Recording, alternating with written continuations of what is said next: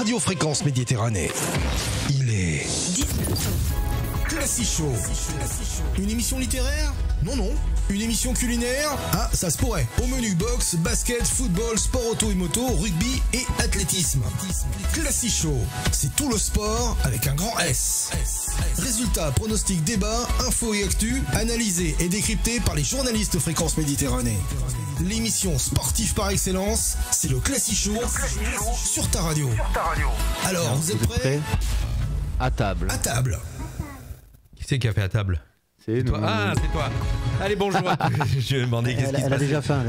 On est en direct. Bonjour à toutes, bonjour à tous. Bien heureux que vous soyez de retour. On est de retour. C'est la rentrée des classes. Ouais, pour c'est vous, vrai, enfants. c'est vrai. C'est la rentrée. C'était long, hein. Ouais. Bonne année. Bonne année. Bonne année. À toute l'équipe, à tout le monde. On va ouvrir le micro de la petite juste le temps qu'elle dise bonjour. Bonjour Jade. Tu dis bonjour à nos auditeurs. Voilà, avec le cas sur les oreilles, c'est du vrai direct, chers auditeurs. Venez nous rejoindre. Bonjour à Dan qui nous rejoint, bien sûr. On est parti pour 1 heure de musique, de sport avec tous ceux qui m'entourent cet après-midi, bien sûr. Ce soir, pardon, c'est Mika. Salut Mika. Eh ben, bonsoir à tous. C'est le retour, rentrée des classes, comme je disais. Oui, j'ai raté la dernière émission. Hein, oui, en plus, t'as raté la dernière. C'était un deuil. On va vous faire une belle émission dans quelques instants parce que vous allez voir, on a beaucoup de sujets à aborder. Salut Thierry. Bonsoir. Je suis en train de réfléchir parce que je me rappelais plus qu'il n'était pas là la dernière émission. Et puis Pascal. Salut. Salut Jean-Luc, bonsoir à tout le monde. Une émission 100% sport. On va vous parler de tennis, rugby, biathlon, handball, basket et bien sûr, comme d'habitude, le gros morceau football. Et puis là, on a de quoi dire, on a de quoi faire. Vous inquiétez pas, il y a du bruit dans le studio. Il y a des têtes qui vont tomber. On a un petit bout qui régulièrement est avec nous. On a une petite pile électrique. Voilà, on est la seule radio qui arrive à faire ça, donc avoir dans l'équipe un Gremlins qui se balade dans elle a déjà commencé sport local, hein, papa il a gagné. Alors surtout tu lui donnes pas un verre d'eau.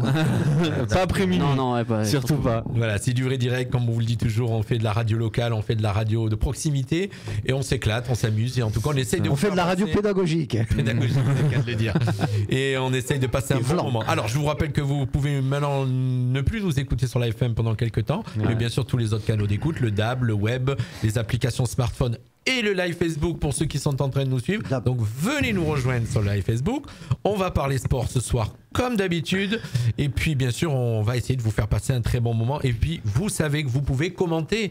Vous devez commenter. Alors la partie où ils vont commenter beaucoup, ça va être le football. Hein. Sûrement. Parce que là ce soir il y a du lourd. Il y a des têtes qui tombent. Il y a beaucoup de choses à dire. Ouais. On sait que sur une radio de confrères, on va la citer RMC, ils ont de très bons, ils ont Petit, ils ont Riolo, ils ont des gens qui envoient du lourd. Eh ben ce soir on a des foot locaux aussi. Je vous annonce que ce soir Pascal, Mika, Thierry et moi, on va aussi on n'a rien à envier à personne.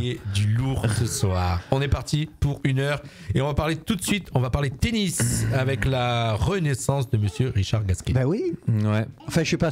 Moi, j'ai mis renaissance. Le terme est peut-être un petit peu fort, mais qui aurait pu prévoir qu'il allait gagner son 16e tournoi? Alors normalement, je dis la phrase et après il y a le c'est vrai. Sur Fréquence Méditerranée.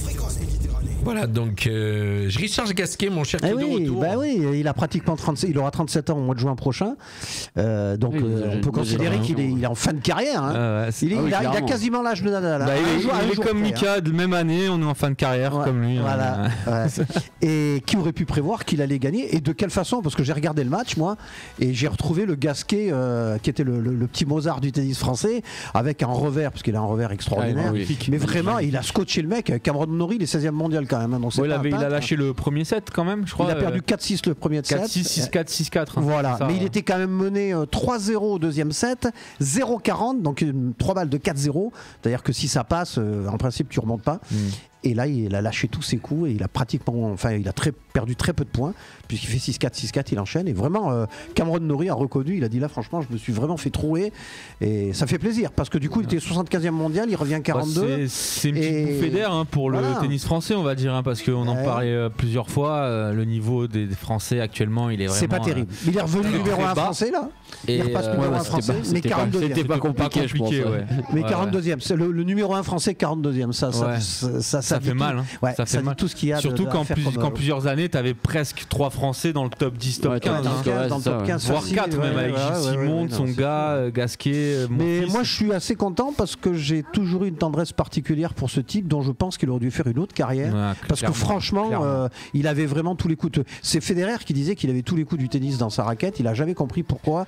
C'est une question mentale de physique. Ouais, c'est ça. Alors, je pense que c'est beaucoup la tête. Hein. Exactement, les amis. On va faire un petit coucou à ceux qui nous rejoignent, à Laoussine Farid, à Sébastien Pupo, à Laoussine. Voilà, reste avec nous si tu veux. Ben écoute, on va parler peut-être. On va pas. Normalement, on a oublié. Oui. Alors, on peut faire un petit coucou aussi à Nathalie. Alors, oui, qui n'est pas là ce soir. C'est vrai. C'est ce que j'ai oublié dès le début de l'émission. Meilleurs vœux, Nathalie. Un petit coucou à Nathalie qui nous accompagne et bon qui rétablissement. donne les résultats locaux. Et donc voilà, c'est pour ça parce que Laoussine me marque. Allez, le rapide de Menton. Donc il aurait voulu qu'on parle du rapide de Menton, mais voilà, on a notre chroniqueuse qui fait le sport local. Elle est pas là ce soir, elle est malade. Julien Maldinez qui nous rejoint, on va parler tout à l'heure. Julien, reste avec nous, on va parler de ce record du monde qui a eu lieu le 1er janvier avec Mamon. On va en parler aussi tout à l'heure. Donc restez avec nous, rejoignez-nous, on a plein de sujets ce soir. Voilà, on parle football, fin d'émission. Rappelez-vous football. Donc tennis, Richard Gasquet. Voilà. C'était à Auckland, il a gagné donc le tournoi en Nouvelle-Zélande. Je crois que c'est un ATP 250, je crois. Voilà, oui, c'est pas non plus le plus gros du circuit, mais ça le prépare à Melbourne qui arrive dans la foulée là. Ou d'ailleurs Caroline Garcia. Ça a commencé aujourd'hui. Oui, je crois bien. Il semble. Nadal a gagné, je crois. Ça a commencé aujourd'hui. Caroline Garcia chez les filles a une belle carte à jouer puisqu'elle sort toute auréolée de sa victoire à Master. De toute façon, je pense que c'est son objectif cette année de gagner un Grand Chelem. Ah oui, quand même. Elle est quatrième mondiale. À échelle française, c'est notre seule carte de toute façon, Caroline Garcia. Il n'y en a pas d'autres. Alors on vous l'a dit, ne vous inquiétez pas. À l'antenne. Mais le Gasquet, si jamais il avait un tirage facile, enfin pas trop compliqué, on va dire, sur la forme du moment, pourquoi pas? Parce que c'est vraiment quelqu'un qui est capable de surprendre tout le monde. Je pense qu'il peut prétendre à une deuxième semaine. Mais après, de là à faire créer la surprise, honnêtement, je ne pense pas. Je pense qu'il a eu des périodes où il était en forme, où on le déclarait en forme, sur gazon, où il n'a pas réussi à faire... à gagner un grand chelem, quoi, tout simplement. Mais il ne faut pas oublier que chez les cadets, jamais plus Richard Gasquet était considéré comme le futur monstre du circuit. Et il battait très régulièrement Nadal, puisqu'ils ont le même âge. C'était le tournoi des As. Chez les cadets. Je crois que ça s'appelle le tournoi des As, un truc comme ça. C'est ça. Qui a sorti toutes les vedettes, il l'a gagné. Ah oui, et il a gagné, et voilà, il battait régulièrement Nadal, enfin, il était même supérieur. Après, on a vu au fil des années la tendance comme ça. D'accord, c'est un peu comme Paris, ça c'est qu'un P, mais normalement c'est qu'un N. Exactement. Ça, quoi. Bon, exactement. C'est pareil. C'est pour ça que j'ai compris. Il est en forme ce soir. Allez, tennis, on a fait le tour. On va vous parler rugby, biathlon, handball, basket et football. Restez avec nous, rejoignez-nous. Et tout de suite, on va vous reparler de ce record du monde avant d'arriver au rugby. On intercale le petit record du monde. Oui. Classic Show sur Fréquence Méditerranée. Effectivement, le 1er janvier, on était debout. En tout cas, moi, j'étais sur l'esplanade Francis Palmero. À quelle heure ? Très tôt, puisque j'étais... Alors, je vais raconter ma vie privée. J'étais la veille au soir, j'étais au lit avec 39 de fièvre, au fond de mon lit, et je me posais la question comment j'allais faire le premier au matin pour animer cet événement, puisque j'étais à l'animation et à la retransmission sur les réseaux sociaux. J'ai été debout, j'ai été là, c'était très compliqué, mais on l'a fait. Et d'ailleurs, Julien qui nous suit ce soir, lui s'est occupé, Julien Maldinez, pour ceux qui connaissent, le coiffeur mentonné. Oui. Non, Julien Maldinez était avec son équipe de VTTistes, ils étaient à la sécurité, ils ont escorté la moto sur les différents endroits et sur les rochers. Et donc, alors... Il y avait du monde un petit peu ? Alors, il y avait beaucoup de monde, il y avait au moins, à un moment donné, il y avait entre 250 et 300 personnes.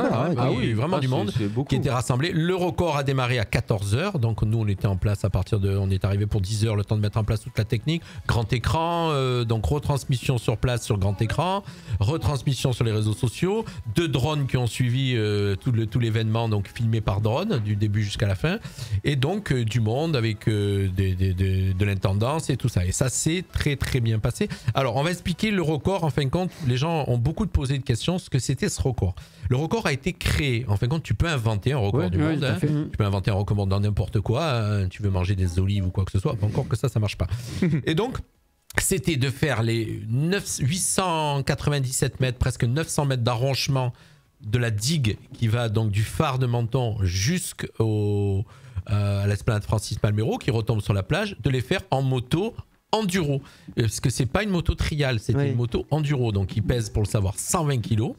Et donc c'était le but de faire, alors ça a été chronométré, Ça a été donc il n'y avait pas de chronomètre, le record a été créé donc ça a été chronométré. C'était sur de la distance ou sur du temps. Alors c'était ou les deux. Tout a été pris en compte, c'est-à-dire qu'aujourd'hui le record est créé avec une distance, un endroit et un temps. D'accord. Voilà, c'est-à-dire que quelqu'un veut le battre, il est obligé de faire le même passage, le même parcours, faire un meilleur temps. Et voilà, donc, et la distance sera la même. Si quelqu'un veut aller tenter de battre ce record, quelqu'un qui est intéressé d'aller le battre, c'est réservé à du local. Tout ça sans mettre pied à terre. Alors si, on avait le droit de mettre pied à terre, on a le droit, parce que la moto, donc c'est une moto enduro et donc qui était très compliquée à manœuvrer par rapport à une moto trial. Oui, tu ne pouvais pas sauter comme. Ça a duré 38 minutes quand même, pour faire les 900 mètres, donc c'était hard, je veux dire, très compliqué. Et voilà, donc il est parti de l'esplanade, il est revenu sur l'esplanade en 38 minutes.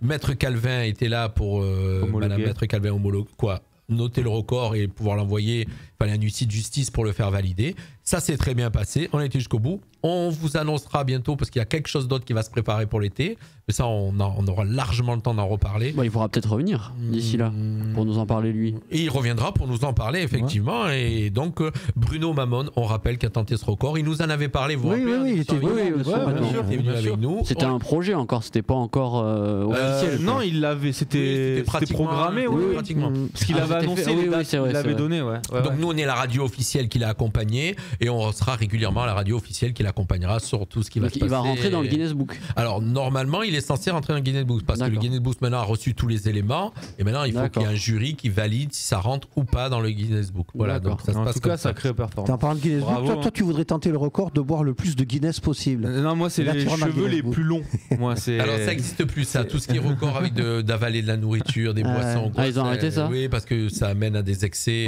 à des dangers, donc ça n'existe plus. Voilà, ça c'était la partie pour notre champion mentonné. On rappelle Bruno Mamon. Donc c'était accompagné, donc il y a eu le sponsor IAD, il y avait son papa son papa était le coach. D'accord. Ah, il n'a pas fait le truc aussi. Non, il a pas. Je croyais qu'il devait le faire lui aussi. Alors, il a lancé le truc en quoi peut-être il le ferait, peut-être qu'il allait battre le record de son fils. Ah, ça serait pas mal. Ça me plairait.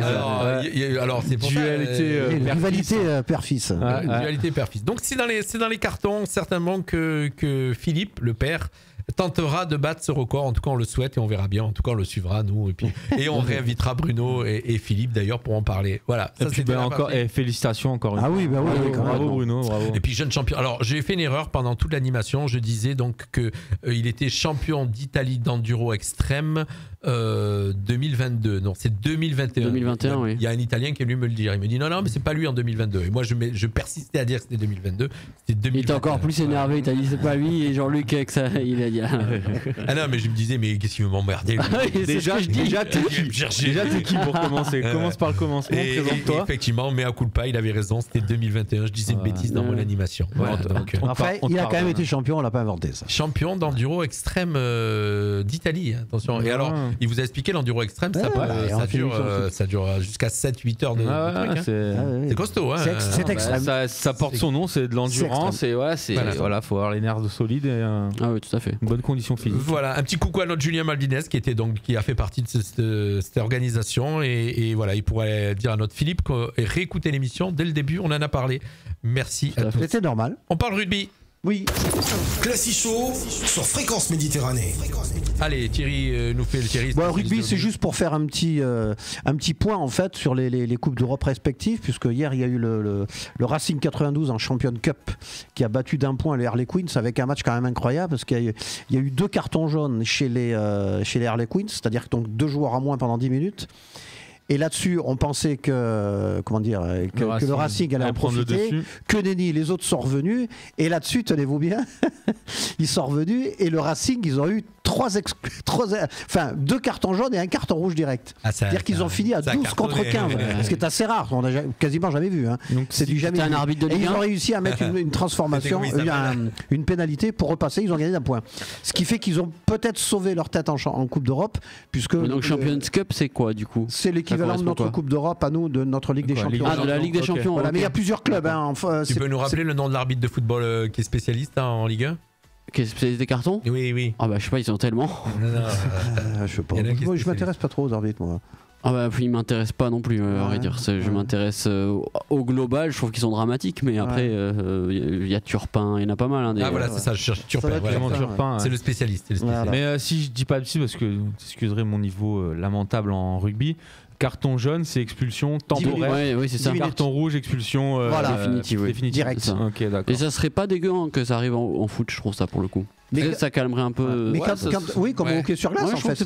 Tu vas en prison, ils appellent ça en prison au hockey sur glace. Tu restes sur le banc. Au hand, tu prends 2 minutes. Tu prends 2 minutes direct, il n'y a pas de carton, c'est 2 minutes. Et je peux te dire que ça coûte beaucoup dans des sports comme ça. Ah, bien sûr. Tu réfléchis à 2 fois. Mais là, en fait, si tu veux, les deux qui ont pris le carton jaune chez le Racing 92, c'était à la 72e minute. Donc en fait, ils étaient absents jusqu'à la fin du match. Oui, bien sûr. Ils ne pouvaient plus rentrer. Tout à fait. Et après l'expulsion de Taoufi Fanoa, lui, direct aussi. Donc ils ont fini le match à 12-15. C'est énorme, quoi. Ils ont réussi à tenir leur victoire d'un point, ce qui les laisse encore en course pour la suite de la Coupe d'Europe, parce que justement, j'ai vu les tableaux là. À part Toulouse qui caracole. C'est encore la phase de poule. C'est une phase de poule. Oui, c'est la phase de poule. Mais à part Toulouse qui caracole, les autres, ils sont tous à la rue, quoi. Il y a Toulouse et La Rochelle qui sont premiers et deuxièmes de leur poule, mais alors tous les autres, c'est vraiment, ça va être très très ric-rac. Même dans le Challenge Cup, qui est l'autre Coupe d'Europe, l'équivalent de la Ligue Europa. Voilà, c'est pour ça que je te demandais. Il y a deux coupes. Mais il y a beaucoup de clubs, hein. Même dans la Ligue des Champions, il y a 5 ou 6 clubs quand même français. Hein. C'est pas tout à fait pareil parce qu'il y a quand même moins de championnats par rapport au rugby que par rapport au football. Donc ils sont obligés de ratisser un petit peu large et chaque pays peut amener 5-6 clubs, etc. Et qui sont les meilleurs d'ailleurs.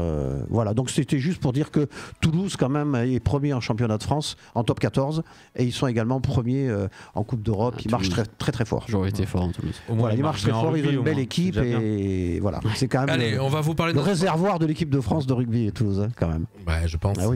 Belle équipe de France qui est en train de monter en pression et je rappelle que c'est l'année de la Coupe du Monde. Et c'est l'année où vraiment on peut l'avoir. Octobre 2023. Voilà. On verra le tournoi des 5 nations sera sûrement révélateur de ce qui va suivre derrière, mais on sera associé, nous, la radio sera associée au rugby club. Des 5 nations. C'est pas le tournoi des 6 nations normalement. Il y a les Roumains, ils sont revenus, tu crois? Non, c'est pas. C'est 6 nations maintenant. Ah oui, c'est l'Italie. L'Italie. À une époque, c'était la Roumanie. Les Roumains sont partis, c'est l'Italie. Moi, j'ai de mémoire. Irlande, Écosse, Pays de Galles, Angleterre, France et Italie. En rugby, j'avoue, je suis. Tournoi destination, autant pour moi. Je sais pas, c'est le seul truc qu'on a gagné en. Je sais pas, le rugby et moi, malheureusement, ça fait 12. J'ai retenu dans toute la chronique de Thierry quand il a dit que. Alors les amis,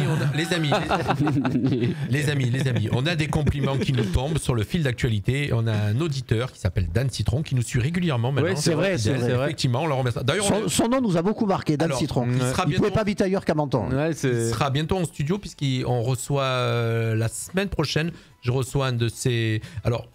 Je dis beaucoup de choses.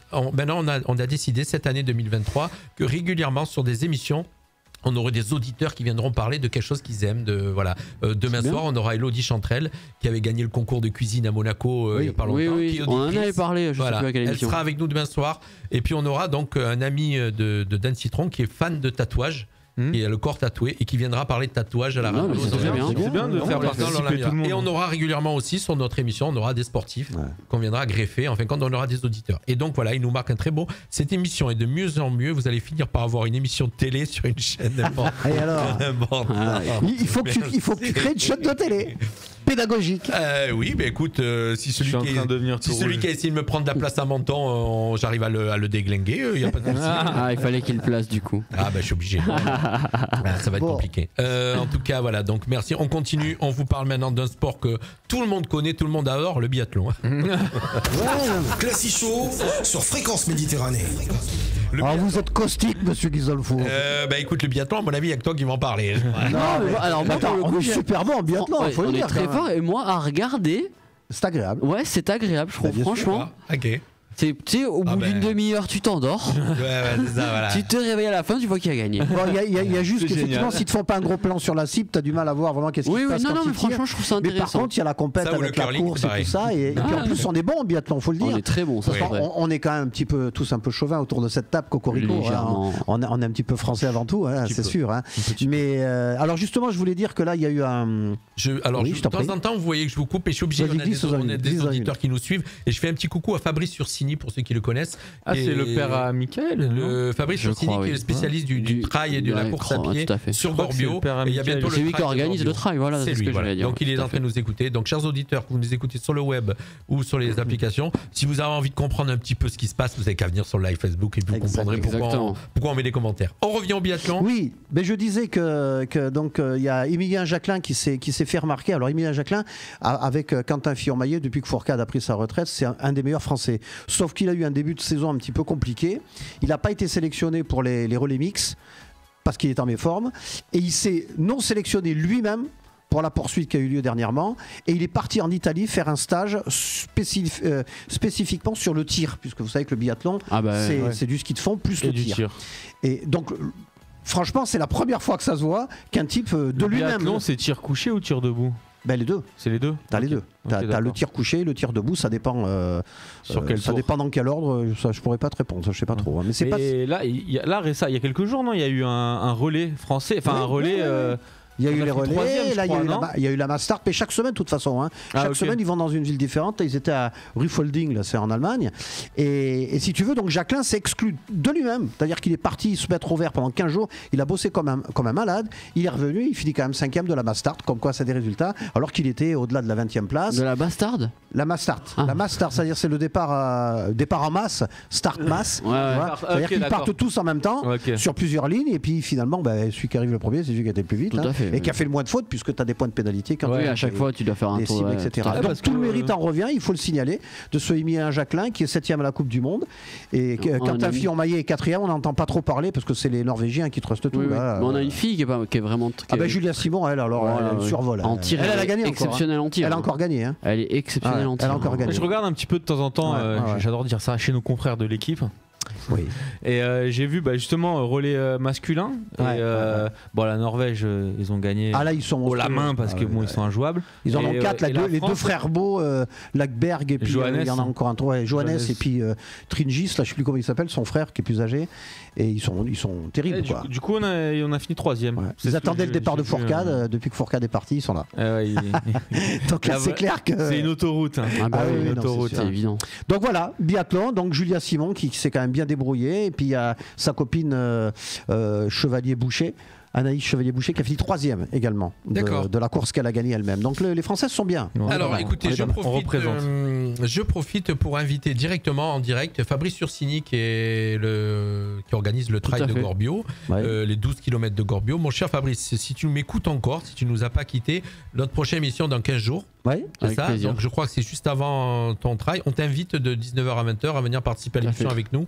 Voilà, pour venir parler du trail de Gorbio. Petit coucou à Alexandre, notre animateur qui nous écoute, et Mélanie David qui nous rejoint. Voilà, c'est tous les gens qui sont en train de nous suivre ce soir. Et pour le coup, en plus, c'est une discipline qui m'attire énormément. Le trail? Ah ouais, ça m'attire énormément. C'est ça qui me plaît. Une fois, quand tu te rappelles, on avait fait la randonnée. Oui, j'en ai parlé. Et ça m'attire beaucoup. On était en train de monter. Moi, j'avais les cuisses, elles allaient exploser. J'en pouvais plus. Et on a croisé quelqu'un qui courait comme un malade. Et on voit un groupe de personnes. Je vois un groupe de personnes qui passent à côté, mais comme si c'était dimanche à la maison, tranquille. Si arrêté, toi. Ah ouais, comme si moi je reculais. Et c'était là, ils avançaient. Mais t'es sûr que t'étais pas en train de faire du moonwalk, toi, non? C'est ce que je me suis demandé. Je dis, mais pourquoi je recule et ils avancent si vite? Et non, sa respiration, Pascal faisait de la plongée à ce moment-là.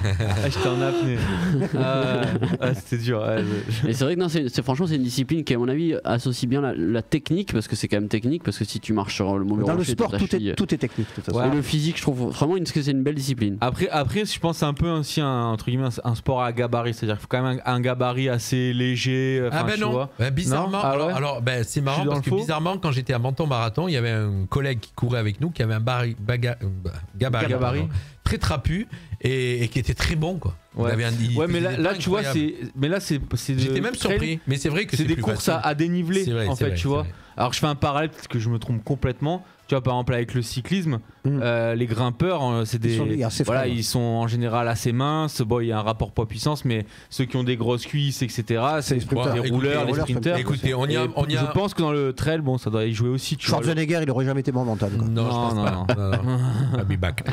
On a parlé, on a fait une petite aparté trail, on a fait une petite aparté pour inviter Fabrice Ursini, mais je pense qu'il nous a peut-être quitté sur le direct, puisque je le vois plus répondre à notre invitation. Mais là, tout de suite, on va, avant d'arriver au football, puisque vous savez très bien, une grosse partie de notre émission est réservée au foot. On est tous des spécialistes du foot là, quand même. Et puis c'est non, il est toujours avec nous, non, pas trop léger. Les trailleurs, ils sont surtout de bonnes cuisses. Voilà.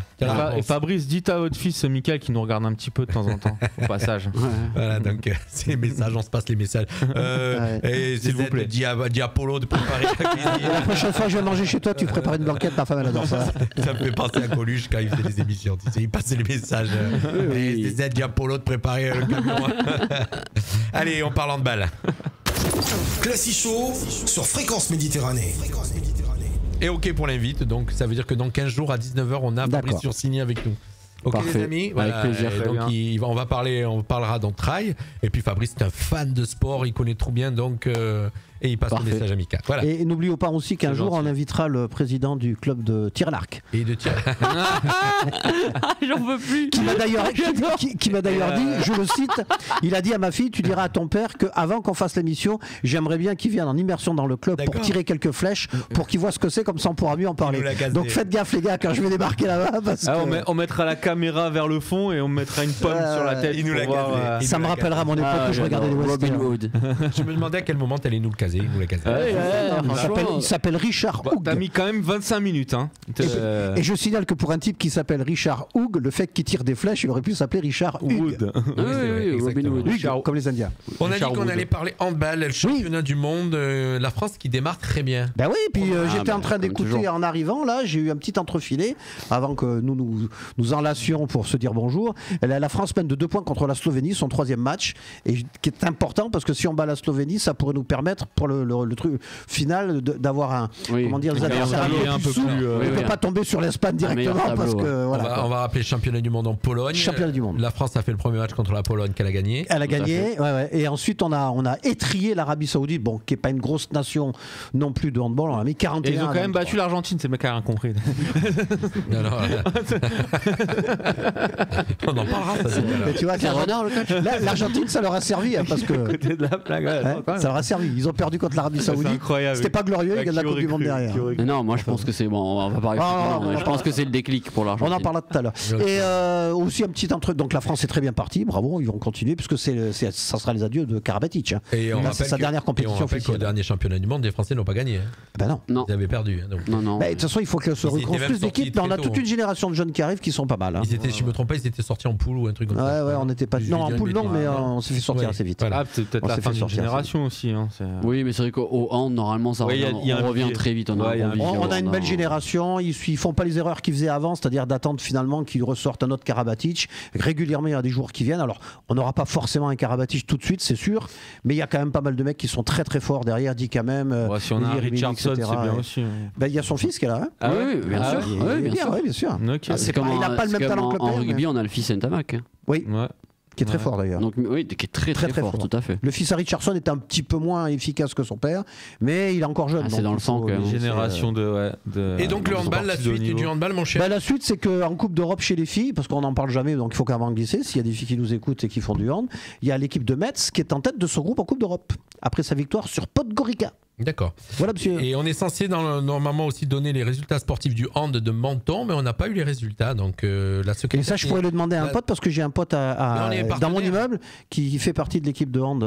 Il faudrait les avoir parce qu'on est partenaire avec le hand club de Menton. On est censé avoir les résultats et on les reçoit pas. Mais ils mettent pas leur site à jour. Ça fait non, c'est la secrétaire qui est censée. Quelqu'un est censé me les envoyer et je les vois pas arriver. Donc. Et si là t'étais là, elle aurait pu nous en dire plus parce qu'elle connaît tous les rouages des clubs locaux. Elle a tous les contacts. Elle est invitée à tous les banquets qui font. Si Nat avait été là, elle aurait parlé basket puisqu'on va parler basket. Oui. Classic Show sur Fréquence Méditerranée. Alors vous avez compris, quand on parle basket, souvent on parle beaucoup de Monaco quand même. Oui, mais beaucoup de sport local. On a de la chance d'avoir l'équipe qui est première. Alors oui, elle est première du championnat de France. Voilà, c'est confirmé. Elle vient de battre Cholet. Elle vient de battre Cholet d'un point chez eux. Par contre, moi, je tire un peu la sonnette d'alarme. Attention pour la Coupe d'Europe. Ils ont pris une branlée là, je crois. On a pris une branlée contre le Partizan de Belgrade. Alors là, on a pris 27 points. Donc, en faisant un match complètement, je vois que la connexion est perdue là-haut. Ça change rien par rapport à non. Voilà, c'est ce qu'on montrait que je suis aussi. Et donc, il faut faire attention parce que effectivement, c'est très serré.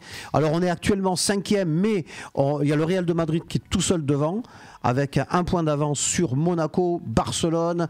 Il y a aussi l'Olympiakos qu'on a battu 2 fois. Et en fait, ça se joue à rien parce que même le 8e est à 2 points derrière. Donc, il suffit qu'on enchaîne 2 ou 3 mauvais résultats, ce qui peut arriver parce que c'est quand même, on parle de la Coupe d'Europe.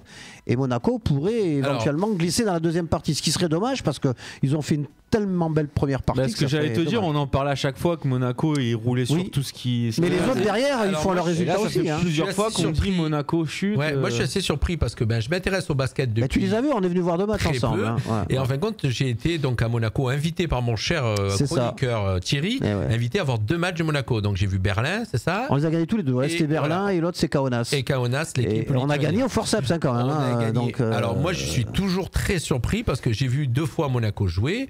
Et sincèrement, je me dis, ils ont gagné à la dernière minute, mais honnêtement, sur l'ensemble du match, les autres étaient plus adroits. Ils sont limites, Mais on va expliquer, il faut le dire. Je me demande comment ils font pour être premier de championnat de France, sincèrement. Mais moi, je vais t'expliquer pourquoi. C'est parce que c'est une équipe qui lâche rien et qui a des scoreurs de malades et qui effectivement arrive toujours. C'est-à-dire que tu prends un mec comme Mike James, par exemple.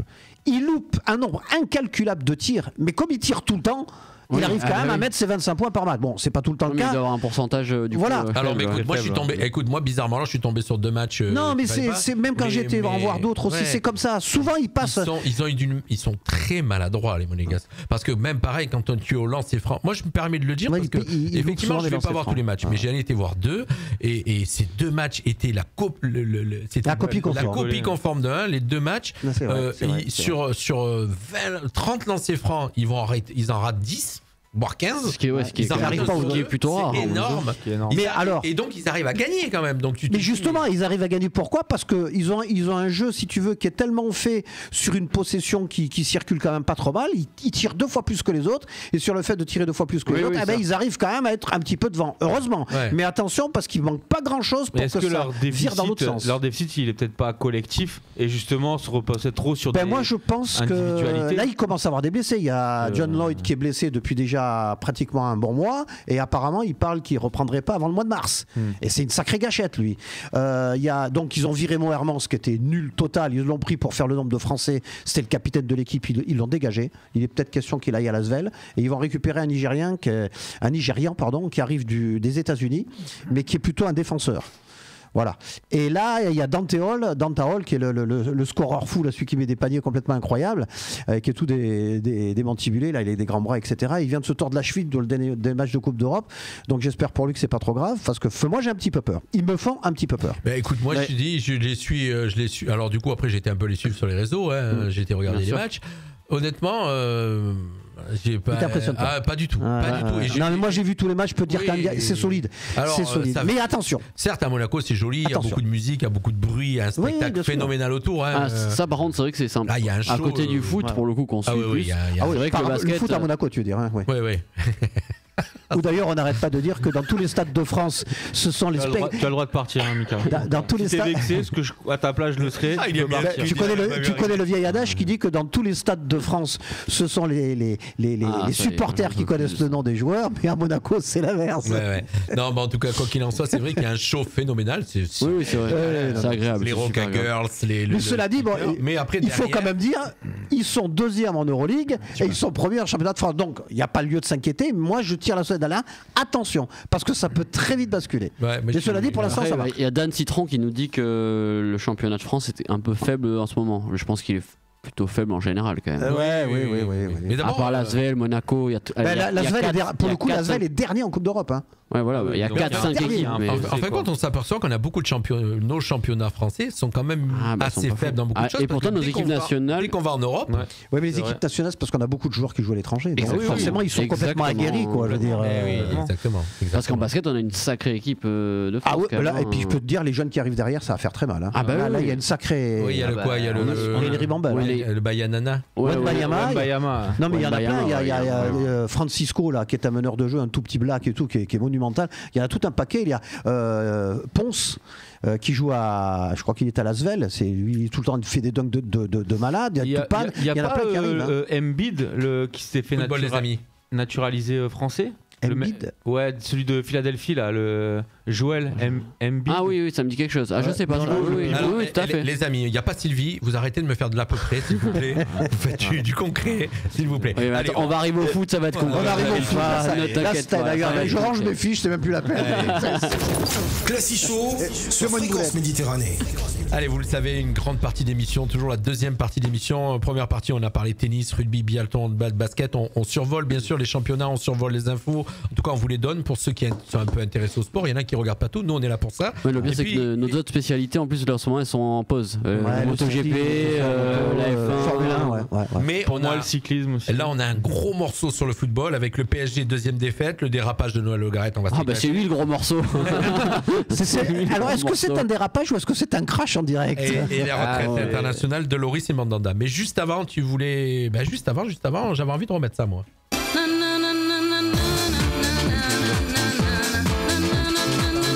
Ça fait mal, hein? Ah, c'est dur. Ça fait mal. Moi, où est-ce qu'il est le tatoueur? Je vous disais mettre la 3e étoile. Et je sais que c'est pas une blague. Moi, depuis qu'on a perdu tous les jours au boulot, j'ai le droit à 3-4 fois par jour. J'entends dans les réserves. Mais si, c'est horrible. Mais si on avait joué mieux en finale. C'est voilà. Petit coucou à Cédric qui nous rejoint. Donc, on va parler. Donc, juste avant, tu voulais nous parler Coupe d'Europe, c'est ça? Oh non, j'avais fait un petit tour des championnats majeurs. Allez, fais-nous un petit tour de championnat. Je vais essayer de faire vite parce que j'ai beaucoup de mal à faire vite. En Ligue 1, donc la reprise de plusieurs championnats était en cours. Ce week-end, donc niveau Ligue 1, Paris, t'en parlais. Deuxième défaite. Encore défaite. Après la défaite 3-1 contre Lens, ils ont perdu 1-0 contre moi je dis franchement attention Paris. On peut parler du carton Marseille de Monaco. Marseille est plus qu'à 6 points. Monaco qui a cartonné. Lens à 4. Hein. Ouais. Cartonné. Alors attends, donc voilà, vas-y, pardon. Je m'en aller. Là, c'est moi qui suis vexé. Monaco qui a cartonné. Monaco, ils ont cartonné dimanche là contre Ajaccio. Ils leur ont mis 7 buts, en glissant, mais 7 buts quand même. Oui, Ajaccio, c'est faible. Attention, Ajaccio aussi. Un triplé de Ben Yedder en 15 minutes. Et un doublé Ben Yedder qui devient, je crois, le 3e buteur de l'AS Monaco derrière Delionis et un autre dont le nom m'a échappé. Après, c'est un débat. Moi, je pense qu'il devrait jouer plus, mais bref. Ben Yedder, donc triplé en 15 minutes. Mbolo, le Suisse, qui est rentré et qui a mis un doublé. Nice qui a fait 0-0 à Reims, qui patine toujours, pas avancé. Ils ont bien fait de licencier Favre. Ouais, tiens, d'ailleurs, on parlait de Renard en rigolant tout à l'heure, l'Arabie Saoudite. Je viens de voir là C'est lui qui vient. Nice pense à Hervé Renard pour succéder. J'ai vu, tu parles de Ligue 1, que c'est un record cette année, je crois. On est à 9 entraîneurs de Ligue 1 licenciés. C'est les là, ça rigole pas. Sachant que ça me fait jouer. Mais tu vois, moi, je trouve que c'est. Non, je suis d'accord. Je trouve ça un petit peu désolant systématiquement de dégager un entraîneur. Les joueurs ont quand même une part de responsabilité. C'est la mode. Une grosse part de la. Franchement, alors on pourra toujours te dire que les joueurs, effectivement, peut-être s'ils jouent pas assez bien, c'est parce qu'ils sont mal coachés. Pourquoi pas? Je sais pas. Mais quand même, quoi. C'est un peu facile de dire un coach. Il coach toujours pareil. Donc quand une équipe elle gagne des matchs ou que le coach arrive d'un club ou qui gagnait ou quoi que ce soit, et d'un coup derrière qui perd, c'est plus les joueurs que le coach. C'est-à-dire que dans le principe, financièrement, licencier 12-13 mecs ou un mec, ça revient moins cher. C'est la facilité en fait. C'est-à-dire sans licencier toute l'équipe, tu peux au moins les mettre devant leurs responsabilités. Oui, certes. Et puis à partir du moment où je pense où un groupe commence à lâcher un coach. Alors imagine Paris. C'est ça. Il a licencié Paris. Licencié Paris. Il licencie tout le staff avant de licencier les joueurs. On va pas faire notre Daniel Riolo, mais enfin, quand tu regardes le match hier soir, vous l'avez sûrement vu aussi. On va faire du Riolo. Je veux dire, Neymar, mais franchement, c'était comique. Il a bien joué parce qu'il fallait qu'il aille en Coupe du Monde. Alors, moi, je vois que ça. Non, moi, j'adore Riolo. Moi, quand Riolo, ce mec. Hier, il a démonté Riolo. Il a 9 fois sur 10, il met dans le 1000. Quand il dit c'est la plus après il exagère un peu. Le plus gros flop, la plus grosse. Mais ça fait un moment donné. Moi, c'est pas ce qu'il dit qui me dérange. À un moment donné que je me dis que Neymar fait une escroquerie. Alors oui, mais après, sur ce début de saison, Neymar fait un très bon début de saison. Oui, il y avait la Coupe du Monde derrière. Donc tu es légitimement obligé de te dire que finalement, peut-être qu'il voulait. Oui, peut-être. C'est une escroquerie. Voilà, parce que là, depuis qu'il à Paris, il joue plus rien. Au Barça, Neymar, c'était fantastique. Oui, mais c'est vrai qu'il y a Mbappé qui est absent depuis 2-3 matchs. Et ça se ressent. Et puis au Barça, le club n'est pas géré comme à Paris. Ah bah c'est ça, bien sûr. Non mais ça, c'est une institution. Barça, on peut faire une émission entière sur Paris tellement c'est. Je crois qu'il y a Galtier qui commence à faire des bons là. Il est pas content. Apparemment ils ont pris une ramaille. Paris, c'est un club de potes. Ils vont en boîte, ils vont dans les trucs. C'est les joueurs devant le club. Je crois que Neymar s'était filmé la veille en train de faire un tournoi de jeux vidéo jusqu'à des heures impossibles, etc. Donc il a recommencé son cinéma. Puis il y a l'anniversaire de sa sœur qui arrive bientôt là. Qu'au Barça il n'aurait jamais fait. Bref, je continue. Donc Lille qui a écrasé 3-5-1, doublé de Bayo et de Jonathan David. Bayo qui revient, qui a été mis à l'écart. Il y avait une histoire de qui a été mis à l'écart tout le début de saison et il revient, il est déjà à 3 ou 4 buts. C'était l'ancien de Clermont, je crois. Exactement. Très très bon attaquant d'ailleurs. Lyon qui repatine et qui s'enfonce, qui a perdu à domicile contre Strasbourg. Là où je rejoins Jean-Luc, on a dit oui. Comment il s'appelait l'ancien entraîneur, l'allemand, hollandais. Ils ont dit blanc, ça va aller mieux, ça va aller mieux. Le nom va me revenir. Le blanc, il est bon à rien. Bah ouais, mais bon, enfin bref, il pensait que ça allait faire quelque chose. Non, mais Julien, c'est pas un bon entraîneur. Ça va me revenir. J'ai un trou, qui c'est qu'il y avait avant Laurent? C'était un Hollandais. Oui. Il nous a pas marqué. Peter Bost, bravo. Il nous a pas marqué. Mais bon, bref, l'effet blanc quoi. Ouais, bah Marseille qui fait le taf contre Lorient, 3-1. Et Lens qui continue son. Juste une aparté, Lorient, l'avancante là qui claque but sur but, la Mofi Terem. Oui, ils en parlaient. 28 millions d'euros à Aston Villa, donc ils sont quand même en train de réfléchir. Et ils en parlaient à Nice aussi, j'avais vu. Non, mais Nice, ils proposent que 18 millions. 28 millions à Aston Villa. De toute façon, l'Angleterre, France. Marseille, la trêve leur a fait un grand bien. Ils ont eu aucun joueur pratiquement en Coupe du Monde qui a joué, en tout cas qui a été, mais qui a vrai. Et ça leur a fait un grand bien parce qu'ils sont repartis avec des victoires. Et puis ça joue bien. Ah ouais, c'est 3 matchs. Franchement, ça joue bien. Je sais pas, ça m'intéresse pas. Et du coup, Lens qui a gagné 1-0 contre Auxerre, qui continue son petit chemin. Du coup, classement, Paris premier. Lens deuxième, 44 points à 3 points du PSG. Suivent derrière Marseille à 42 points, 3ème, Monaco à 37. À la prochaine édition. Égalité avec Rennes. Lyon et Nice sont 9 et respectivement 10e avec 25 points. Lyon, c'est aberrant. Et juste, on n'en parle pas souvent, mais le SCO d'Angers qui peut-être déjà un pied en Ligue 2 après 19 journées, ils comptent seulement 8 points et ils sont à 7 points du premier. Je me disais qu'Ajaccio 15 points c'était faible, alors Angers 8 points. 7 points du premier non relégable. Tu vois, c'est ce genre de club qui font 1, 2, 3 saisons en Ligue 1, puis replongent. Non, mais là, Angers ils étaient bien avec l'ancien entraîneur. Avec Moulin. Moulin, oui, exactement. Qui est en Ligue 2. Ouais, non, pas Sochaux, il jouait contre Sochaux justement. D'ailleurs en Ligue 2 on est en mi-saison, je fais juste une aparté Ligue 2, on est en mi-saison, mais le Havre, je pense, je vois pas qu'est-ce qui va les empêcher de monter. Ils ont eu 9 points d'avance. Le Havre, ils sont en train de confirmer et nous on est en train de tout gâcher, mais c'est un autre sujet. Et on en est où donc? Allez, regarde la bande du en Ligue 2 Quand tu dis nous, tu parles de Bordeaux. Oui, exactement. Oui, je suis en Ligue 2, oui, tout à fait. En Angleterre, c'était la 20e journée, il y avait le derby de Manchester, Tottenham United. Ah oui, il y avait Tottenham Arsenal aussi. Il y avait le derby de Londres et le derby de Manchester. Derby de Manchester, il y avait Manu contre City. Un peu à la surprise générale, c'est Manu qui a gagné 2-1, même si à domicile, mais bon, City partait largement favori avec un but du Portugais Fernandes et Rashford. Liverpool qui s'est fait exploser 3-0. Ça a plus du tout. 3-0. 12e, je crois. Ils sont. Je pense qu'il est temps que ça change aussi à Liverpool. Ils sont 9e là actuellement. 9e, tu vois. Ils sont fait exploser par Brighton. 3-0. J'ai vu le match, ils n'ont pas existé. Et Brighton, ils sont devant, ils sont 6 ou 7e, je crois. Ça fait drôle. Mais Liverpool n'a pas existé depuis le match chuté quand ça fait drôle. Ah, mais c'est la fin. C'est dur. Ensuite, t'as Chelsea qui se relance un petit peu contre Crystal Palace, on a gagné 1-0. Et Arsenal, le derby de Londres, a gagné 2-0 à Tottenham. Et Arsenal, qui est en train de s'envoler, qui très très fort. Premier, 8 points d'avance sur City qui est deuxième. C'est vrai que quand on est habitué qu'on aime le foot comme tous les quatre et qu'on regarde des matchs de Ligue anglaise, Première Ligue, pardon. Ça n'a rien à voir. Ça joue. Il faut dire aussi quand même, et là parce qu'on peut faire une petite pointe sur l'arbitrage, c'est qu'en Angleterre, ils laissent beaucoup jouer, quoi. Il y a des fautes qui sont sifflées en France pour n'importe quoi. En Angleterre, pas de problème. Un carton jaune en France, c'est un avantage en Angleterre. Oui, c'est même donc, si tu veux, il y a beaucoup plus de jeux. Ah oui, bien sûr. En tout cas, on a tous une petite part d'affection pour Arsenal, qui fait une très belle saison, qui confirme, qui n'a pas envie de s'écrouler pour l'instant. Ça a toujours été le club le plus français d'Angleterre. Bah oui. Voilà, donc troisième c'est Newcastle, ils ont un match en plus, Manu ils sont 4e devant Tottenham 5e, et donc t'as Liverpool et Chelsea 9 et 10e avec 28 points qui font vraiment 10e Chelsea, une très mauvaise saison. Chelsea 357 millions d'euros dépensés dans le recrutement pour être 10e de Ligue de Première Ligue. En Espagne, rien de spécial parce que le Barça et le Real ils ont pas joué en championnat parce qu'ils ont joué en Supercoupe. D'ailleurs c'est le Barça qui a gagné 3-1 avec des buts de Gavi, Pedri et Lewandowski contre un but de Benzema. Ce qui a bien énervé Ancelotti parce qu'il paraît que les journalistes ont dit que Barça avait humilié le Real de Madrid 3-1 et Ancelotti a dit oui mais nous on les a humiliés en championnat 3-1 aussi. juste retour. Ouais, le Barça toujours premier, 41 points. Madrid deuxième avec 38 points. Et pour finir avec la Serie A, Naples qui a battu la Juve 5-1. Explosé la Juve. Et qui confirme aussi Caracol en tête. Voilà, qui sont premier avec 47 points, avec 9 points d'avance sur Milan AC qui est deuxième. Milan qui a fait match nul à Lecce de partout. L'Inter qui a gagné 1-0 avec un but de Lautaro Martinez contre Vérone. Et la Roma qui a gagné 2-0 contre la Fiorentina. La Juve, ils sont troisième à égalité avec Milan. Un point derrière Milan avec 37 points. Égalité avec l'Inter à 37 points. Voilà. Et le championnat d'Allemagne ne reprendra que ce week-end pour l'instant. Ils n'ont pas encore repris. On a fait le tour des championnats européens. Maintenant, on va parler. C'était quoi ça? T'aurais dû faire un avion, ça partie. On a fait le tour des championnats européens. Maintenant, on va parler. Thierry n'a pas voulu le faire, je l'ai fait moi. Retraite internationale et Loris et Mandanda tout de suite. Loris Mandanda qui font leur retraite. Bon, c'était un peu à prévoir, non? On perd nos deux gardiens là. On perd nos deux gardiens et le capitaine. Ouais, exactement. Capitaine, oui. Là, d'ailleurs, ça fait une grosse polémique. Tout le monde dit qui c'est qui devrait être capitaine.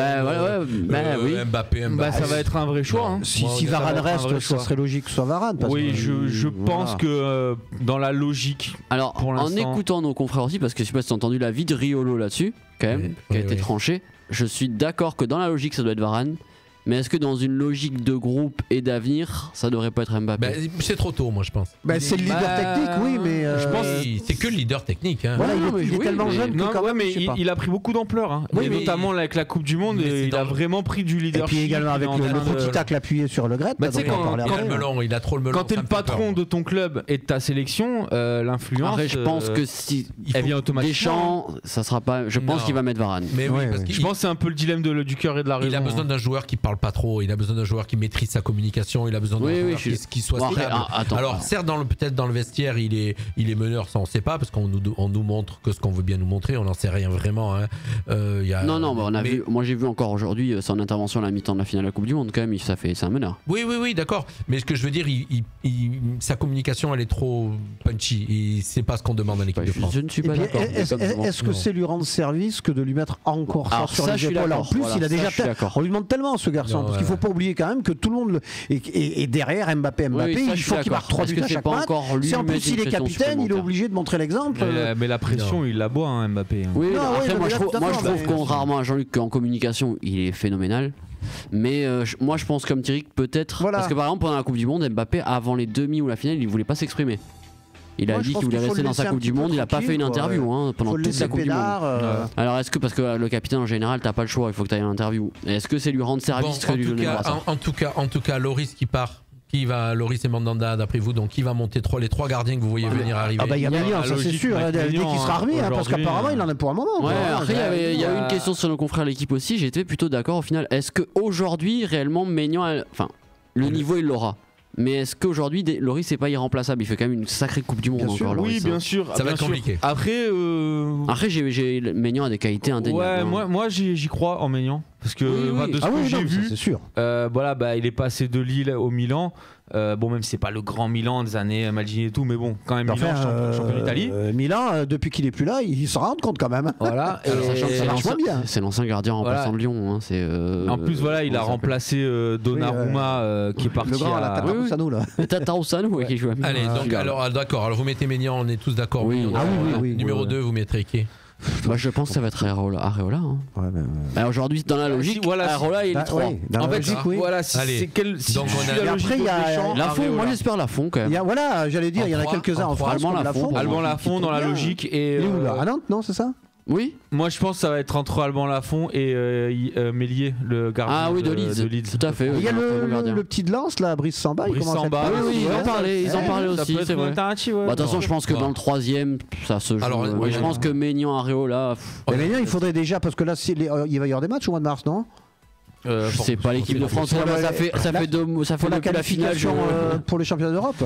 Donc des matchs importants, on doit jouer les Pays-Bas, je crois. Si Maignan il est pas remis, on va se dire que de ce côté gardien, on est quand même, ça va, on est tranquille. Ça va, il y a de la relève. On a de la relève, on a du stock. Il faut qu'on trouve un arrière latéral droit en France, que ce soit Klose ou un autre, mais il en faut. Il y a quelques-uns à trouver des joueurs. Moi je te le dis. Non, arrête Jean-Luc. On a une génération de fous encore. À part un arrière droit, je vois pas qu'est-ce que. Mais t'es d'accord avec moi qu'un latéral droit il le faut. Ah ben ça c'est évident. Après moi parce qu'on n'en a pas officiel. Moi je veux bien qu'on dépanne avec.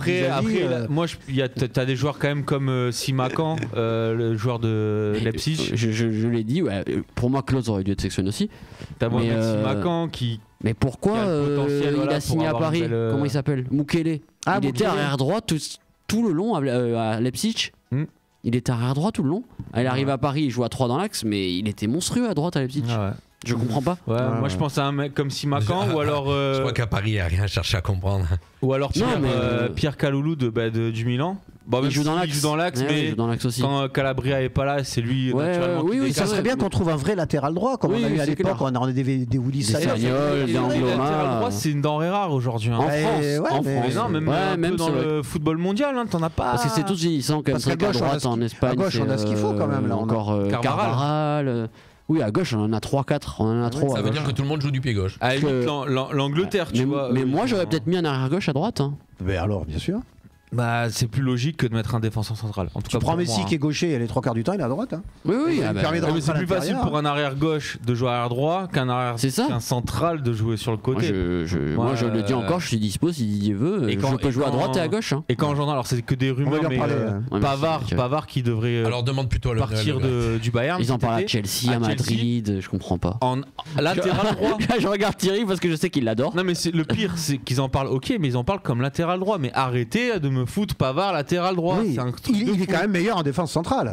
Attention, parce qu'il est défenseur central. Voilà. C'est pas qu'il est meilleur, c'est qu'il est. Je vois pas à Madrid à droite, je trouverais ça scandaleux. Si tu veux, là où j'ai critiqué Deschamps, mais moi, N'Golo Kanté est gauche, tu vas voir ça. Il s'est évertué à mettre ce Pavard latéral droit où il a jamais été bon. À part peut-être la Coupe du Monde. C'est du dépannage à la base. Il y a 4 ans, à la limite, ça passe. Mais depuis, il avait rien fait. Donc il est allé au détriment. C'est pas parce qu'il est Marseillais que je dis ça aujourd'hui, mais au détriment d'un Klose qui, pour moi, même sans une défense à 3, il était largement plus efficace. Il était plus. T'es d'accord avec moi quand même. Il était plus efficace. À l'arrivée, non seulement il se débarrasse de lui pour mettre Koundé, qui est lui aussi un central et pas l'arrière droit. Et qu'entre nous, soignés contre l'Argentine, a pris quand même sévèrement la bouillasse par. C'est clair. Bah oui. Et quand il peut pas les faire jouer tous les deux pour dépanner, il est allé chercher notre ami Dizazi, qui est encore un défenseur central. Au bout d'un moment, débrouille-toi. C'est vrai qu'à droite, pendant toute la Coupe du Monde, il a joué. Mais après, regarde, si tu regardes bien, bon alors il y avait encore une base de 2018 à 2022. Mais chaque fin de Coupe du Monde, c'est un peu aussi relancer un nouveau cycle. Et je pense qu'il y a des jeunes qui vont être intégrés. Je regarde la pendule, il nous reste 9 minutes. C'est pour ça, comme on va parler de Le Gret, on est quand même parti de Loris et Mandanda pour arriver à la. Mais ça, c'est nos soucis. C'est Thierry, ça. Thierry, toujours. C'est Thierry et Pavard. Il n'arrive pas à tenir sa ligne. Je suis pas Pavard, je suis bavard. J'essaie de vous recadrer toujours dans le rythme. Le football, c'est compliqué. Le Gret, ça va être vite fait. Il était bourré, il a dit des conneries. Voilà, ça y est, c'est réglé. Donc effectivement, donc Loris Mandanda s'en vont. Là, on va clôturer ça. Ils s'en vont. Nalda relève derrière. On est tranquille. On rediscutera de l'effectif de l'équipe de France. On refera une équipe de France comme on aime et on en parlera. Et d'ailleurs, ça nous fait un peu basculer sur la FFF. Le Gret et Deschamps, puisque les deux. Oui, c'est les deux, c'est lié. Le Gret qui a complètement dérapé. Enfin, il s'est fait dégager. Enfin, pour l'instant, il est sur la touche. Il est en train de mûrir dans son jus. C'est une procédure de pré-licenciement. Est-ce que vous mettez un billet comme quoi il revient ou pas? Non. Oui, je mets un billet qu'il reviendra pas. Par contre, moi je suis prêt à mettre un billet qu'il faut qu'il mette dehors parce que lui, il donnera pas sa démission, les gars. Il va s'accrocher à tout ce qui bouge, mais il donnera pas sa démission. Moi, si je peux me permettre, ça fait quand même très longtemps, je l'ai dit en aparté tout à l'heure, je trouve que ce mec n'a même pas le niveau d'un président de club de pêche local. Il avait juste le carnet d'adresse. Exactement. Le Gret, c'est que du lobbying. Exactement. Que ça. C'est un politicien. Et ils lui ont tous léché les bottes parce qu'en fin de compte, ils ont tous été mis en place par lui. Oui, c'est ça. Là, tu as vraiment. Alors, quand tu veux vraiment dire, tu as l'exemple complet du fonctionnement de la mafia, c'est exactement ça. Après, très souvent dans les hautes instances du football, FFF, UEFA. Parce que même le contrat de Deschamps, il a signé en loosé sans rien dire à tout le monde. Tout le bureau, personne n'était au courant. C'est vrai que ça, c'est fou. Ils s'en doutaient, mais quand même, quoi, je veux dire. Puis à mon avis, vu le montant du contrat, tu te dis pas d'un coup, bon, d'accord, ok, bon, mais Noël. Mais c'est vrai que c'est fou ça. Il a signé son contrat sans. Enfin, ils n'étaient pas au courant, personne n'était au courant. Les autres, ils sont pas contents. Au COMEX, là, ils commencent à dire oh là. Le contrat a été validé quand même. Bah, oui, bon, validé. d'accord. Oui, bon après, Didier Deschamps, lui, il a été validé. Bon, après, on va pas trop savoir. Est-ce que vous n'avez pas l'impression quand même que le type n'était pas dans son état normal? Parce que moi, j'ai écouté tout son interview. Je pense que franchement, je pense que quand il fait son interview, parce que c'est une interview radio au départ. Oui, c'est radio et je pense que peut-être par téléphone. Il pense pas vraiment que ça va être diffusé. Moi, il pense pas que ça va sortir. En train de boire son café, la main dans le slap, tu vois, genre comme tu parles au bistrot, tu vois. Ouais, c'est ça. C'est par téléphone, hein, il était au téléphone. Oui, c'est ça. Parce qu'il, je veux dire, il y a au moins 2 ou 3 points qui sont juste surréalistes. Ah, mais à un moment, enfin, je sais pas. En fait, il a parlé au téléphone quand on parle nous. Oui, c'est ce qu'il dit Pascal. Ouais, c'est ça. Et là, tu oublies que tu as le micro parce qu'en fin de compte, il avait ni. Tu oublies surtout que tu es président de la FFF, quoi. Il y a un minimum. Non, mais c'est vrai que je pense que sur le moment, je pense qu'il est en train de faire une conversation comme quand on s'appelle, comme dit Luc. En tout cas, et je pense que le lendemain, il s'est réveillé, il s'est dit, mais. J'ai fait. C'était enregistré. Je te rassure, c'était même pas le lendemain, c'était le soir même. Ah ouais. Il s'est fait des trucs. Mais c'est normal après. C'est logique. Je pense que juste après l'émission, les mecs ont dû lui dire, mais tu as vu où t'as été là? Alors, très belle intervention de. Alors, il y a eu toutes les interventions qui sont tombées. Moi, ce qui m'a fait rigoler, c'est que, comme tu dis, il y en a un qui a porté ses coronets, c'est Mbappé, malgré que je l'aime pas, mais voilà. Ah ouais. C'est le seul, hein. Réagi, c'est le seul. J'arrive pas à comprendre comment ils ont réagi, mais bien après quand même. Hein, oui. Du temps. Même Deschamps, il met quasiment 15 jours. Deschamps, c'est pas trop son rôle non plus. C'est compliqué. Lui, c'est celui qui a vraiment le cul entre deux chaises sur cette histoire-là. Il vient d'être reconduit pour 4 ans. Par lui. Il ne va pas non plus arriver en disant effectivement. Non, mais après un petit. Enfin. Il a pas insulté, mais un petit peu de respect quand même. Enfin. Ah bah il a quasiment. On n'est pas loin de l'insulte avec Zidane. Je le prendrais même pas au téléphone. Je veux dire, est-ce que le foot français. J'aurais même pas répondu au téléphone. Non mais est-ce que le foot français serait ce qu'il est si Zidane n'avait pas été là? Enfin, tu vois. On parle de... non mais c'est certain. On va trop loin pour moi, mais. De quoi? D'accord, mais oui. Mais tout autant que Platini. Voilà. Tout autant qu'Mbappé. Tu me tends la perche. Mbappé, c'est en cours. Platini, c'est passé. Oui. Jusqu'à preuve du contraire, Platini n'a jamais gagné une Coupe du Monde. D'accord, mais je pense sincèrement. Alors je pense que c'est très français pour prendre des pincettes sur ce que je vais dire, mais je pense que s'il avait dit la même chose sur Platini, ça serait passé crème. Oui. Mais en fait, c'est que tu t'attaques à tu sais quoi, un personnage qui est adulé. Mais les stars, petit à petit, s'effacent. C'est-à-dire que Platini, c'est la génération de Thierry et moi. Et puis son image a été salie. Et je vais te dire un truc. Pour moi, si aujourd'hui tu devais me dire qui est le meilleur, Platini ou Zidane, je mettrais encore Platini. Il était largement super que Zidane parce que surtout vous l'avez pas. Il était plus régulier. Mais il était plus régulier et surtout dans tous les compartiments du jeu. Zidane. Non, je peux te dire. Moi des matchs, Zidane il est passé à travers. T'en trouves pas des matchs. Je suis détesté par ma génération parce que je pense que je vous rejoins sur cette question. Non, il était plus complet dans tous les compartiments du jeu. Il était 4 fois meilleur buteur du championnat d'Italie. Honnêtement, le Ballon d'Or, je t'en parle même pas. Donc quand même, c'est un autre niveau. Mais après c'était un autre football aussi. C'est un autre football, attention. Les défenses, c'était pas les mêmes. Platini a été effacé par Zidane qui est arrivé et Zidane sera effacé par Mbappé. Et voilà, c'est un peu ça. C'est le décalage se crée au fur et à mesure des générations. Et donc vous m'avez tendu la perche et qui voyait, et donc on entend des bruits qui courent. On est en train d'entendre Platini à la tête de la. Moi j'aimerais bien. Ils en parlent. Moi j'aimerais bien. Moi j'ai entendu au moins un président qui comprend quelque chose au football. Parce que Le Gret, excuse-moi, il a jamais joué au ballon de sa vie. Moi juste pour qu'il tienne tête à Infantino à la FIFA. Aussi. Il parlait de Platini. C'est qui là qui fait l'intérim? Il parle de lui, ce qui est normal. Diallo. Et il parlait, j'ai vu. Alors moi, il nous a plombé notre club, mais ils en parlaient aussi. C'est Keller. Il parle de Marc Keller aussi. Ah oui, c'était. Qui est plutôt jeune. Je trouve que ce serait peut-être pas une mauvaise idée aussi. Mais c'est vrai que moi aussi, je pense que Platini. Après, visiblement, j'ai vu aussi chez nos confrères de l'équipe. Moi je trouverais qu'apparemment Platini, il a été gracié par rapport. Enfin, il était en jugement, il a été gracié, mais les autres ils ont fait appel. Donc est-ce qu'il peut devenir président de la FFF alors qu'il est en instance de jugement? Par contre, s'il est définitivement gracié de tout, la contre-attaque va violente. Dans le football, tout est possible. En football, tout est possible. Mais c'est vrai que ça serait beau. Moi, tu vois, un jour, tu sais qui j'aimerais qu'il tombe? Infantino à la FIFA. Non mais alors lui, Gianni là, si tu nous entends, t'es le pire mafieux que du football. On t'invitera jamais. Juste avant, c'était qui? Seb Blatter. C'est son grand frère. C'est son élève. Oui, c'est vraiment le maître et l'élève. C'est incroyable. Si Platini a été embêté, c'est parce que justement, il était dans le giron de Seb Blatter. En fait, il a récupéré les éclabossures qui ont éclaté en pleine figure. Seb Blatter, quand même, qui a dit c'est une erreur d'avoir donné la Coupe du Monde au Qatar, alors que c'est le premier à s'en être mis plein les poches. Les boches. Plein les boches. Non, mais sérieusement, c'est. Bon, en tout cas, on est tous contents. Je crois que on arrive. Il nous reste 2 minutes d'émission. On va clôturer. on est tous contents que le Gret normalement dégage. Si ça va au bout, il était temps. Je dis ça pour des fans de foot. Ils savent même pas qui c'est Noël Le Gret. Mais même moi, ce mec, quand il est arrivé à la tête de la FFF, je lui ai dit mais d'où il vient quoi. Après, il était maire de Guingamp, président de Guingamp. Il a fait ça. C'est pas déshonorant d'être à Guingamp, attention. Non, mais comme il dit Jean, je pense que de toute façon, les gens qui n'aiment pas le foot, ils s'en grettent. Ici lui aussi. En tout cas, on est très contents. Il était temps. Après, attention Deschamps du coup quand même.